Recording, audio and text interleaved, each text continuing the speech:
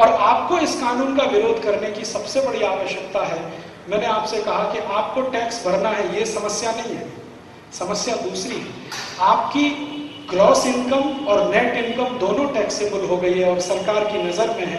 माने अब थोड़ा पैसा भी आप बचा नहीं पाएंगे, माने धर्म के काम में अब आपका पैसा कम से कम जाएगा, और धर्म के काम में पैसा कम जाएगा तो मंदिर और मंदिरों से जुड़ी हुई संस्थाएं ये सब सूख जाएंगी, और ये संस्थाएं सूखेंगी तो सच में सबसे बड़ा आघात धर्म पर ही होगा। चाणक्य ने, महाराज जी, एक बहुत सुंदर वाक्य कहा है, धर्मस्य मूलम अर्थम, अर्थस्य मूलम कामम। धर्म के मूल में अर्थ है, अगर अर्थव्यवस्था ठीक नहीं है तो धर्म पालन नहीं होता।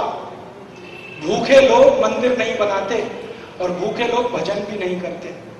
पेट भरा हुआ होना चाहिए, समृद्धि होनी चाहिए, तब मंदिर बनते हैं, तब मठ बनते हैं, संस्थाएं बनती हैं, धार्मिक काम होते हैं। तो अर्थ जितना मजबूत होगा धर्म उतना फैलेगा, अर्थ जितना कमजोर होगा धर्म उतना कमजोर होगा। भारत जब जब आर्थिक रूप से मजबूत था तो भारत की धर्म ध्वजा पूरी दुनिया में फैलती थी। भारत सोने की चिड़िया जब था तो भारत का धर्म दुनिया के 50 देशों में गया, बौद्ध धर्म गया, जैन धर्म गया, सनातन धर्म गया। और जब भारत आर्थिक रूप से कमजोर होने लगा तो भारत का धर्म भारत में सिमट गया और विदेशी धर्म भारत में घुस गया। ये इस्लाम भारत में आया वही समय जब भारत आर्थिक रूप से कमजोर हुआ। ईसाइयत उस समय आई भारत में जब भारत और ज्यादा कमजोर हुआ। आपका धर्म तो सिमट गया, विदेशी धर्म आप पर हावी हो गया और धीरे धीरे धीरे धीरे हावी होता चला जा रहा है। और वो जो हावी होता चला जा रहा है अब आगे और हावी होने वाला है। एक स्लाइड में आपको और दिखाता हूं। मैं जो आपसे कहा ना international organisations are VAT free, वो प्रोविजन में आपको दिखाना चाहता हूं। ये नेक्स्ट एग्जेम्पशन, एग्जेम्पशन में क्या है, शुरू में तो दिया है sale by a unit in SEZ, special economic zone. सरकार ने हर राज्य में कुछ स्पेशल इकोनॉमिक जोन बनाए, अगर उसमें आपकी यूनिट है और वो कुछ भी बिक्री करती है तो वो वैट फ्री। आए देखिए next last, specified diplomatic authorities and international organisation. Diplomatic authorities क्या होती हैं? पाकिस्तान का हाई कमिश्नर, अमेरिका का एम्बेसी, ये सब डिप्लोमेटिक अथॉरिटीज है। ये सभी कुछ भी करेंगे तो वैट फ्री है, वो ठीक है, क्योंकि हम भी उनके देश में कुछ करें तो वैट फ्री है। लेकिन जो खतरनाक है वो ये एंड इंटरनेशनल ऑर्गेनाइजेशन, ये कोई देश में वैट फ्री नहीं है, हमारे यहाँ। और इंटरनेशनल ऑर्गेनाइजेशन, ये दो शब्दों को डाल देने से बहुत बड़ा काम हो गया। मैंने आपको थोड़ी देर पहले कहा कि सभी चर्च भारत में इंटरनेशनल ऑर्गेनाइजेशन है, माने चर्च की सारी एक्टिविटीज वैट फ्री होगी। वैट फ्री होगी माने चर्च के किसी भी डॉक्यूमेंट पर कोई वैट कमिश्नर कुछ नहीं कर सकेगा। चर्च कुछ भी करे, 18,000 करोड़ मंगाया और भारत के लोगों को ईसाई बनाने के लिए बांट दिया उन्होंने। कमिश्नर को मालूम है, आपको भी मालूम है, आप शिकायत करें, मैं शिकायत करूं, कुछ नहीं होगा क्योंकि वो वैट फ्री। इंटरनेशनल ऑर्गेनाइजेशन का जितना भी इनकम है वो भी नेट इनकम का जो टैक्स है वो भी फ्री है। जैसे मैं आपको बताऊं ना, American embassy, American embassy Bharat में महाराज जी सबसे बड़ा प्रॉफिट मेकिंग इंस्टीट्यूशन है, सबसे बड़ा प्रॉफिट मेकिंग इंस्टीट्यूशन। कारण क्या है? लाखों वीजा एप्लीकेशन हर साल वहां आते हैं और 90% उसमें रिजेक्ट होते हैं। रिजेक्शन के बाद वो फीस वापस नहीं करते। आपने जो वीजा एप्लीकेशन फीस भरा है वो कभी वापस नहीं करते। मैंने पिछले साल महाराज जी हिसाब जोड़ा था, जितने एप्लीकेशन भारतवासियों ने अमेरिका में वीजा के लिए दिए उन पर जितना फीस उन्होंने दिया 2000 करोड़ रुपए लास्ट ईयर, और 2000 करोड़ रुपए टोटल टैक्स फ्री इनकम है अमेरिकन एम्बेसी की। अमेरिका की कोई कंपनी से भी ज्यादा नेट इनकम अमेरिकन एम्बेसी करती है इस देश पर, क्योंकि हिंदुस्तान में सबसे ज्यादा पागलपन है अमेरिका जाने के लिए। और अमेरिकन एम्बेसी हर साल 2 साल में फीस बढ़ाती जाती है, हर साल 2 साल में फीस बढ़ाती जाती है, हर साल 2 साल में फीस बढ़ाती है। और जो भी फीस लेते हैं डॉलर्स में लेते हैं, रुपए में स्वीकार नहीं करते। तो आपकी बेशकीमती विदेशी मुद्रा एप्लीकेशन फीस करने में ही हजारों करोड़ रुपए नाश होती है हर साल। तो वो पूरी एक्टिविटी इनकम टैक्स फ्री है। अब उसी से जुड़ी हुई कोई भी दूसरी एक्टिविटी वैट फ्री है, माने उनकी ग्रॉस इनकम भी टैक्स फ्री है, नेट इनकम भी टैक्स फ्री है। तो इसका मतलब क्या है, उनकी सारी इनकम टैक्स फ्री है, तो वो अपनी इनकम ज्यादा से ज्यादा बढ़ाएं और ज्यादा से ज्यादा उस इनकम का भारत देश में धर्मांतरण में इस्तेमाल करें, मतांतरण में इस्तेमाल करें। आप कुछ नहीं कर सकते उनका, वो करेंगे और आप हाथ पे हाथ धर के बैठते रहिए। ये सबसे खतरनाक पॉइंट है इस वैट का। और आप जानते हैं अभी थोड़े दिन से हमारे देश में एक बहुत बड़ा अभियान चल रहा है, शंकराचार्य के मठ पर सरकार कब्जा करने जा रही है। कामकोटी कांचीपुरम शंकराचार्य जी के मठ पर सरकार कब्जा करने की पूरी तैयारी कर चुकी है और उसके लिए उनके खिलाफ चार्जेस लगाए गए हैं। 2000 पेज की चार्जशीट फाइल की गई है। मैं शंकराचार्य जी के मठ में पिछले 6 साल से जाता हूं और उनकी सभी गतिविधियों में बहुत नजदीक से शामिल हूं। शंकराचार्य जी का जो मठ है कामकोटी कांचीपुरम, इस मठ को हर साल 5000 करोड़ रुपए डोनेशन आता है। 5000 करोड़ रुपए डोनेशन आता है। शंकराचार्य जी को एक बार मैंने पूछा, ये डोनेशन का मैक्सिमम इस्तेमाल कहाँ होता है? तो उन्होंने कहा सबसे ज्यादा मैं इसका पैसे का खर्चा करता हूं उन गांव में जहां पर गरीब हिंदू ईसाई बन गए। तो वो क्या कर रहे हैं, शंकराचार्य जी दक्षिण भारत के गांव में जो ईसाई बने हुए हिंदू हैं उनको वापस हिंदू बना रहे हैं, उसमें उनका सारा पैसा खर्च होता है। 5000 करोड़ हर साल वो खर्च करते हैं। मैंने एक दिन कहा शंकराचार्य जी को, ये तो बहुत बड़ी रकम है जो आप खर्च कर रहे हैं। तो शंकराचार्य जी ने कहा तुमको मालूम है ईसाई बनाने के लिए 18,000 करोड़ खर्च हो रहा है, मैं तो उसका 1/3 भी नहीं कर रहा। तो वो करते क्या है, गरीब आदिवासी विद्यार्थियों के लिए निःशुल्क स्कूल चलाते हैं और उन स्कूलों में भर्ती होने पर फिर हिंदू बनाते हैं। उनके लिए स्कूल के सब खर्चे करते हैं, किताब, कॉपी, पेंसिल, खाना पीना, कपड़े सब देते हैं। फीस भी वही भरते हैं। रहने का हॉस्टल का खर्चा भी शंकराचार्य जी का मठ करता है। और ऐसे 170 से ज्यादा स्कूल उनके चलते हैं तमिलनाडु, केरल, कर्नाटक, आंध्रा में, और धीरे धीरे बढ़ा रहे हैं। इसके बाद हॉस्पिटल चलते हैं। उन हॉस्पिटल में निःशुल्क चिकित्सा की जाती है ऐसे लोगों की जो गरीब हिंदू थे, आदिवासी हो गए हैं, वापस हिंदू बनने को तैयार है, उनकी वो निःशुल्क चिकित्सा कराते हैं। इस सब में खर्चा होता है। सरकार चाहती है वो सब बंद हो, क्योंकि जो क्रिश्चियन इंस्टीट्यूशंस हैं उनको ये बर्दाश्त नहीं, क्योंकि शंकराचार्य उनके सामने खड़े। अब आर पार की लड़ाई हो गई है, तो क्रिश्चियन इंस्टीट्यूशन का असर जैसे ही बढ़ा, मैंने सोनिया गांधी जिस दिन इस देश की सुपर प्राइम मिनिस्टर बनी, उसी दिन से ये षड्यंत्र शुरू हुआ। इसके लिए तरह तरह से कोशिशें चल रही हैं। एक तो सीधे उनके ऊपर चार्ज लगाओ, उनको जेल में डालो। चार्ज प्रूफ नहीं हुआ फिर भी जेल में डालो।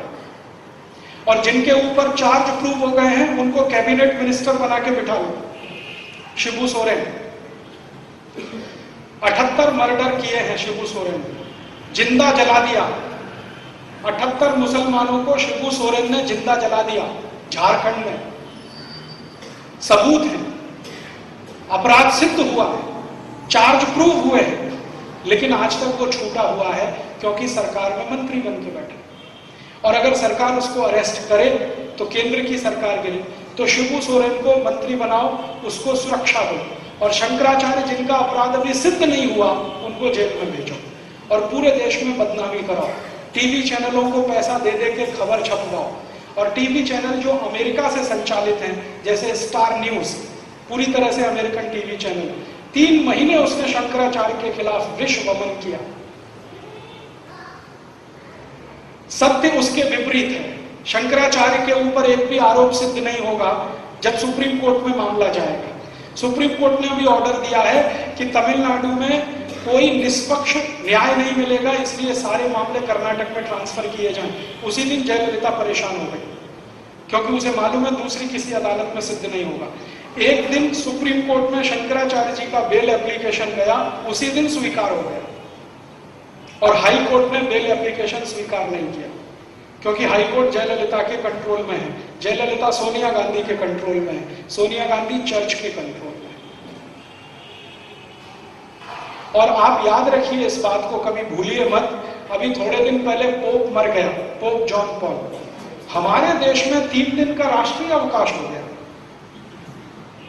पोप मर गया, ठीक है, मर गया तो क्या करें उसका, हमसे क्या लेना देना उसका। वेटिकन सिटी 3 दिन का करे या 30 दिन का, हमें उससे क्या लेना देना। अमेरिका करे, यूरोप करे, क्या। हिंदुस्तान में 3 दिन का राष्ट्रीय अवकाश, पोप मर गया, जैसे हमारा कोई बहुत बड़ा धर्मगुरु मर गया। सुनील दत्त मरा तो 1 दिन का राष्ट्रीय अवकाश, पोप मर गया तो 3 दिन का राष्ट्रीय। और भारत का कोई भी बड़ा धर्मगुरु मरे तो किसी भी दिन का अवकाश नहीं।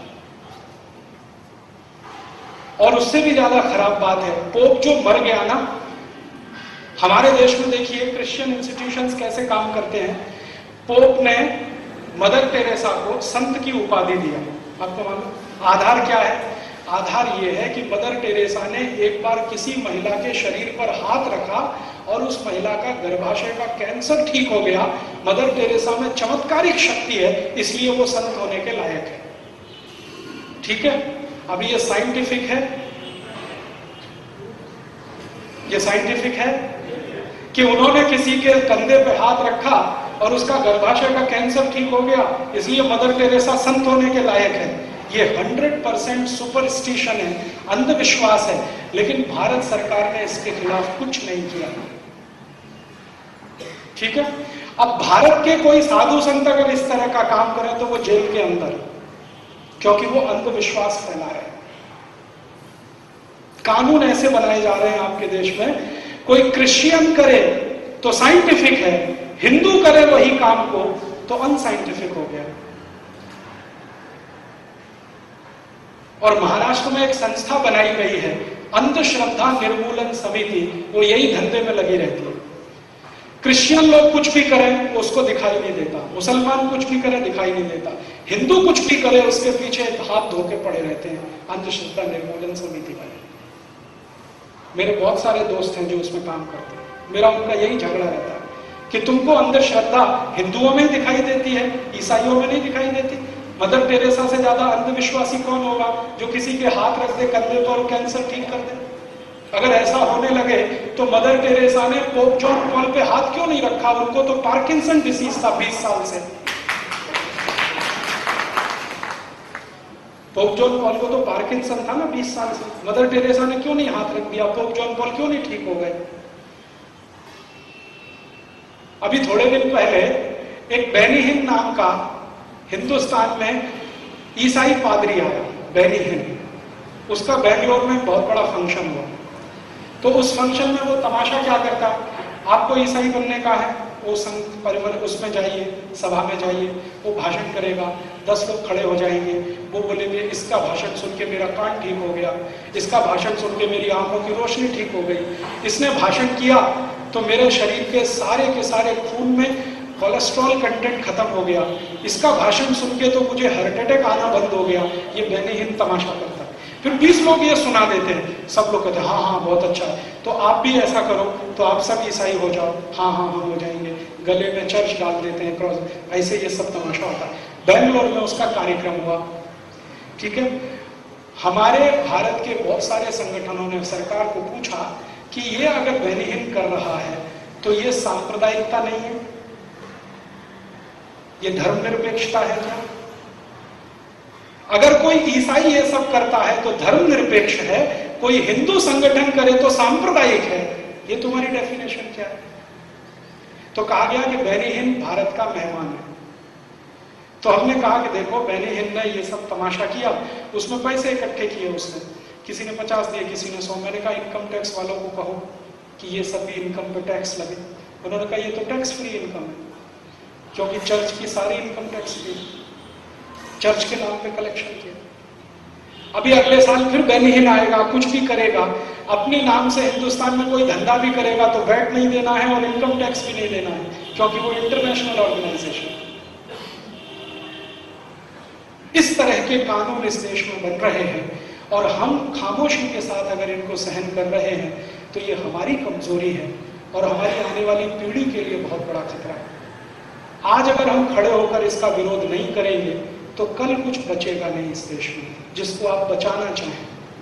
अगर धर्म गया, संस्कृति जाएगी, सभ्यता जाएगी।